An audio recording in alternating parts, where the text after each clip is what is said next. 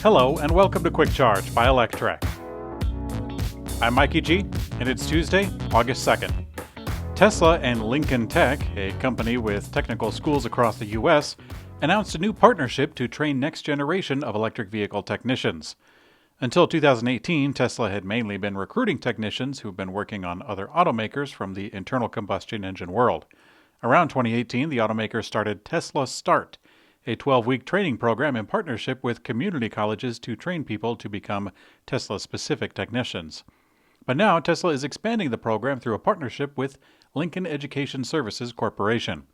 It starts in Denver, Colorado, where a 60,000 square foot space will be dedicated for Tesla vehicles, but a dozen other schools across the country will soon have their own spaces as well. Tesla has some ambitious goals for providing better, faster service, and definitely, this is a step in that direction.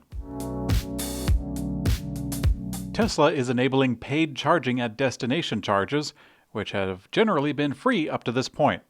While Tesla's supercharger network is made of DC fast charging stations for long-distance treks, the destination charger network consists of level 2 chargers, more specifically the Tesla wall connector, which are mostly installed at restaurants and hotels. This new paid service for these stations does have a catch for the owners of the property, since they'll have to have at least 6 wall connectors to be able to set pricing. Since most of these locations only have between 2 and 4 connectors, the majority of locations will still be free, at least for now. Some of them might be encouraged to add more spots so they can start charging for the charge. Aptera co-founder and co-CEO Chris Anthony traveled to Taiwan to meet with the energy company Formosa ADV Energy Technology Corporation, announcing a new agreement to supply batteries to Aptera's upcoming solar electric vehicles. Following an additional $40 million in funding in June, Aptera has been locking in materials and components.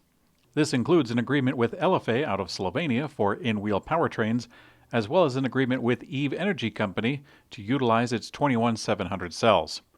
On another note, the report out of the local news in Taiwan says that ADV Energy also plans to produce the Aptera vehicle in Taiwan. However, there's no specific details of validity for that claim, at least at the moment. General Motors has started offering Chevy Bolt EV owners a $6,000 refund as long as they promise not to sue over the battery recall fiasco from last year. The Bolt has been through a pretty wild ride in the recent years. Fires sprang out of vehicles while charging, and fortunately no one has been hurt. This did spark a recall and a halt in production and even a price cut. After the price cut, recent owners who missed out on the discount were not terribly happy. GM is now offering up to $6,000 to those bummed-out owners in the form of a rebate agreement that comes with an interesting clause. It includes not suing General Motors over the battery defect or recall. This clause basically turns the rebate into a legal release with compensation. But you know what? In Electrek's take, it seems like it could be a good deal. Rivian has commented on the new EV federal tax credit that is expected to be adopted, and the automaker said that they're not happy to be left out of the new incentive. Last week, the U.S. Senate came to an agreement on the reform of the federal tax credit for EVs, and the new incentive comes with some price limits. It looks like they kind of cut Rivian out, but there's more to the story. The price limits are $80,000 for zero-emission vans, SUVs, and trucks, as well as $55,000 for electric sedans. Technically, Rivian's starting price for their vehicles are under $80,000.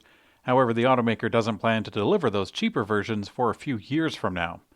On top of the price limit, the incentive is also only available to individuals reporting an adjusted gross income of $150,000 or $300,000 if joint filing. If you ask me, these incentives not only cut out Rivian, but pretty much any company that caters to a higher income bracket with a higher priced vehicle. Rivian at least has plans to make a vehicle at a lower price point, but supercar and luxury car companies may not even bother to aim for such a tax credit, at least not for a long time. It seems as though General Motors and Ford had a hand in making this bill, but it will greatly assist other companies on the market, at least the ones on the other end of the market. Electrek takes a look at how much money traditional car companies are investing in electric vehicles. Each of them have different goals and timelines, but here they are. Ford Motor Company expects to spend $5 billion in 2022 on EVs And in addition, they plan to inject $50 billion through the year 2026 into capital expenditures, direct investments, and expenses. General Motors says that it will spend $35 billion through the year 2025, and together with LG, they are using a $2.5 billion Department of Energy loan to build 3 U.S. battery factories. Over the next 5 years, Volkswagen is spending around $73 billion on electrification and digital tech. Strangely, Toyota has also announced that it will spend 8 trillion yen, which is around $70 billion, to reach its goal of 3.5 million electric vehicles by the year 2030. And yes, that's battery electric vehicles, not hybrids. But how much Toyota is spending on anti-EV campaigns is yet to be uncovered. BMW announced a third variant to its all-electric i4 today, the eDrive 35. As a lower-performance single-motor EV, this eDrive 35 will arrive as the most affordable option for BMW's lowest-price EV. The starting MSRP is just shy of $53,000, which is actually kind of strange because the next step up in BMW's electric portfolio is the eDrive 40, which has greater specs, including 20 to 40 miles of increased range. That eDrive 40 is only $4,500 more expensive, so it leads to the question, why did BMW make such a similar vehicle? Well, call me crazy, but I think that the case is already solved.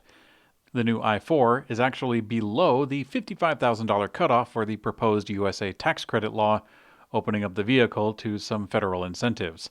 Unfortunately, the vehicle won't qualify for the USA-made portion of the credit since it will be made in Germany. You may recall last week when automaker Stellantis announced that they would be terminating their joint venture with Guangzhou Automobile Group in China to produce the Jeep. Now, the Chinese conglomerate has actually fired back and singled out the CEO of Stellantis, Carlos Tavares, over his recent comments. While Tavares acknowledged that the decreasing amount of Jeep sales in China could be a reason for the termination, he expanded by saying that the decision was also rooted in broken trust with the auto group.